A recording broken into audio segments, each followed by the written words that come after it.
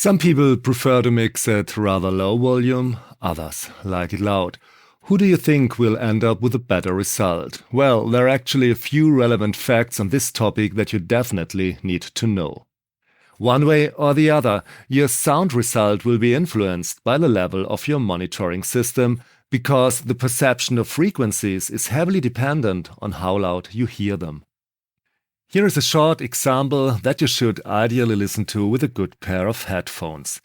These three sine tones, all of which have the same technical level, which seems the loudest to you?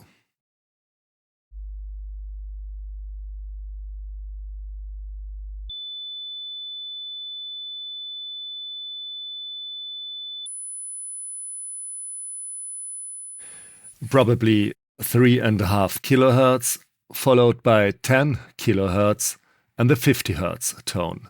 That is also the result of the study conducted by Mr. Fletcher and Mr. Munson in the 1930s, with many test subjects listening at different levels.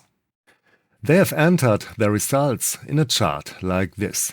Each of these curves refers to a specific listening level. The higher these lines go, the more the tones at the corresponding frequencies had to be amplified in order for the listeners to classify them as equally loud as the other test tones. The interesting thing for us is that the curves become increasingly flat at higher levels. This means that we obviously perceive the higher frequencies and even more the low bass frequencies more clearly the louder we listen to them. We can use this fact to our advantage. When we want to find the right balance of vocals in the mix, we need to listen quietly, because that's when the mid-frequencies are clearest to us. The louder we turn up the speakers or headphones, the more we tend to reduce the elements with low frequencies in the mix, because we perceive the bass louder when we turn up the volume.